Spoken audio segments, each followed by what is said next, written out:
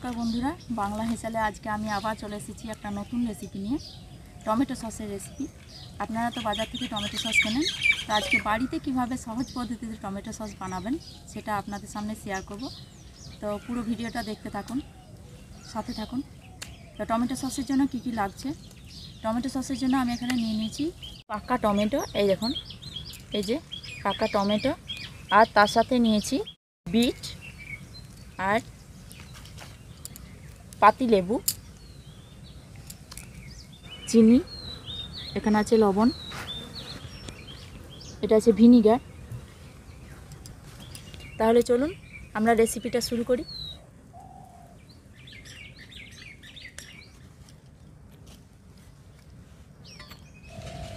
টমেটোটা আমরা 4 ফালি করে কেটে নিলাম সস বানানোর জন্য।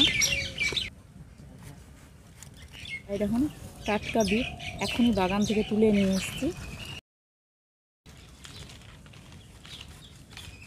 এই দেখুন বিটের 4-5 ফালি আমরা কেটে নিয়েছি, এটা আমরা দিয়ে দেবো টমেটো সসের মধ্যে। এবার পেঁয়াজটা কেটে নেব।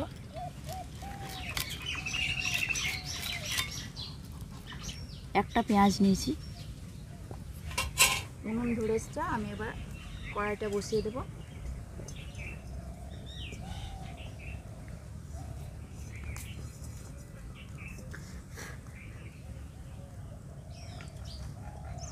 এরকম কড়াইয়ে কোনো তেল নেই, প্রথমে আমরা টমেটোটা দিয়ে নেব। এই টমেটোর মধ্যে লবণটা দিয়ে নেব, পরিমাণ মতো লবণ দিয়ে দিলাম। লবণ দিয়েছি, টমেটোটা গলে যাবে। এর মধ্যে একটু জল দিয়ে নেব, কারণ টমেটোটা আমাদের সেদ্ধ হতে একটু সময় লাগবে।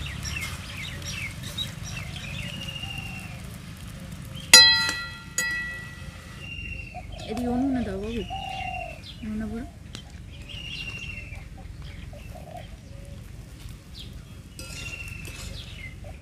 এর সাথে দিয়ে দেবো বিট, যে পেঁয়াজ কেটে রেখেছিলাম সেই পেঁয়াজটা দিয়ে দিলাম। এরপর আমরা এটা ঢাকা দিয়ে একটু সেদ্ধ হতে দেব।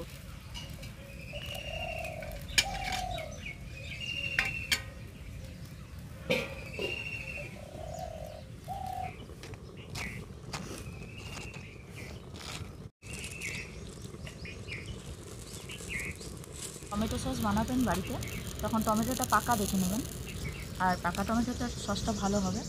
আর দেখে নেবেন ভালো করে টমেটোতে যেন কোনো পোকা না থাকে, কারণ পোকা থাকলে সসটা নষ্ট হয়ে যাবে তাড়াতাড়ি।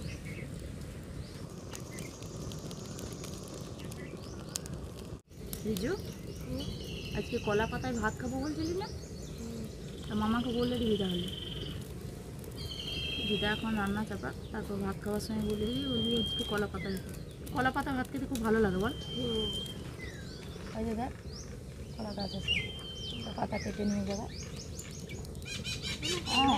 কলা ধরে তো বড় হলে ধরবে। বাবু তুই পদ্ম পাতা দেখেছিস? পদ্ম পাতা দেখিস না? পদ্ম পাতাতেও ভাত খাওয়া হয়, অনেক বড় হয় পদ্ম পাতা।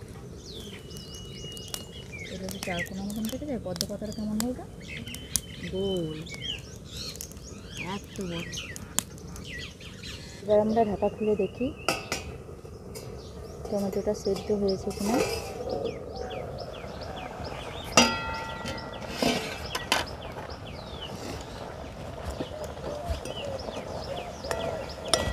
এটা আমি সেদ্ধ করে নেব। টমেটোটা আমার সেদ্ধ হয়ে এসেছে। বিটটা দিয়েছিলাম, বিটটা সেদ্ধ হয়ে এসেছে।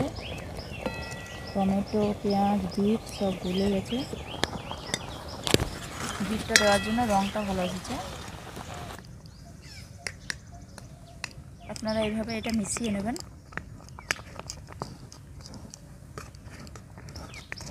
একদম টমেটোর কাঠটা বেরিয়ে এসেছে। এবার আমি এটা ছেঁকে নেব ভালোভাবে।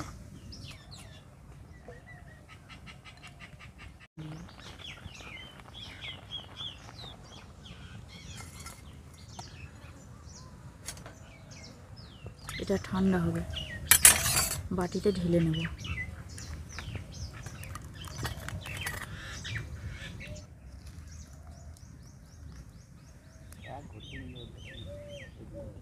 সসটা ঠান্ডা করে নিয়েছি, এবার আমরা সসটা ছেঁকে নেব।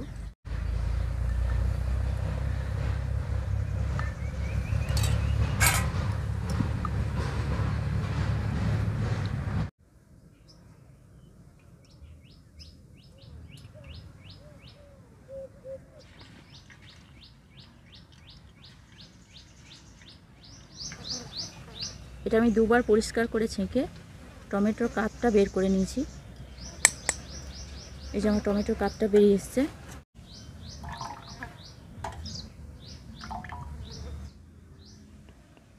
এবার আমরা কড়াইটা বসিয়ে দিই। আমরা 1 বাটি চিনি নিয়ে নিয়েছি, কড়াইয়ের মধ্যে দিয়ে দেবো।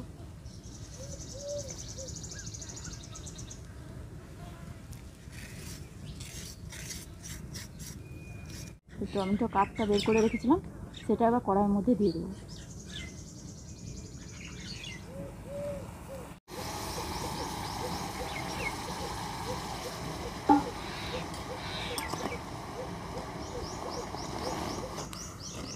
চিনিটা আপনারা যেমন মিষ্টি পছন্দ করেন সেরকম দেবেন, পরিমাণ মতো দেবেন। এটা ফুটে এসেছে।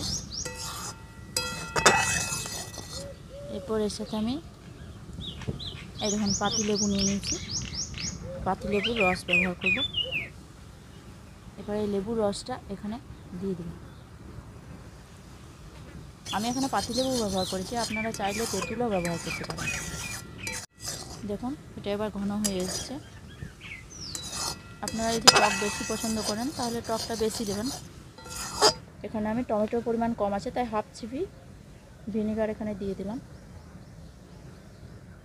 ভিনেগারটা দিলে টমেটো সসটা আপনি অনেক দিন রাখতে পারবেন, আর না হলে ভিনেগার না দিলে টমেটো সসটা খারাপ হয়ে যাবে, 2 সপ্তাহের মধ্যে খেয়ে নিতে হবে।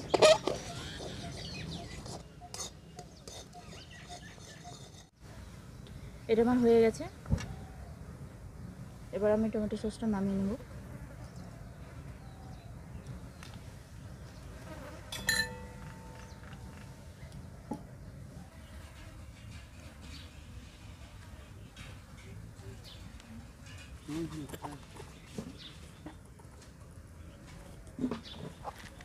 আর এই টমেটো সস যখন আপনারা স্টোর করবেন অবশ্যই কাঁচের পাত্রে রাখবেন, তাহলে অনেকটা ভালো থাকবে।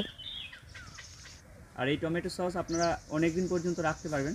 তো একদম ঘরোয়া পদ্ধতিতে বানিয়েছি, আর এটা রুটি বা পাউরুটি বা এমনি পরোটার সঙ্গে খেতে পারবেন। তো অবশ্যই বানিয়ে দেখবেন এইভাবে বাড়িতে, আর আমাদের কমেন্ট বক্সে অবশ্যই জানাবেন এটা যে কেমন হয়েছিল। আর আমাদের ভিডিওটি যদি ভালো লেগে থাকে তো অবশ্যই একটা লাইক করবেন, সাবস্ক্রাইব করুন আমাদের চ্যানেলটিকে, আর আমাদের পাশে থাকবেন এইভাবে। তো দেখা হচ্ছে নেক্সট ভিডিওতে।